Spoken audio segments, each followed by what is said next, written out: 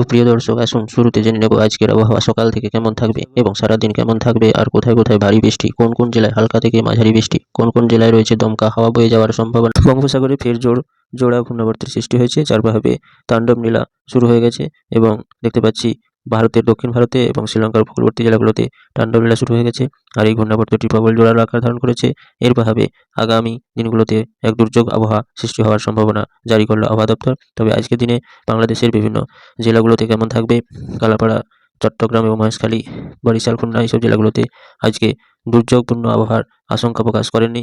তবে আগামী কয়েকদিনের মধ্যে হতে পারে দুর্যোগপূর্ণ আবহাওয়া। তবে আবহাওয়া সূত্রে জানা যাচ্ছে মেহেরপুর, রাজশাহী, ঢাকা, কুমিল্লা এবং ময়মনসিংহ এইসব জেলাগুলোতে আপাতত আজকের দিনে দুর্যোগপূর্ণ আবহাওয়া নেই। উত্তরে শীতল বাতাস ক্রমশ প্রবেশ করছে। রাংপুর, কালাই, টুরা এইসব জেলাগুলোতে আপাতত স্বস্তির খবর এবং সারাদিন মেঘমুক্ত পরিষ্কার আকাশ থাকার সম্ভাবনা রয়েছে।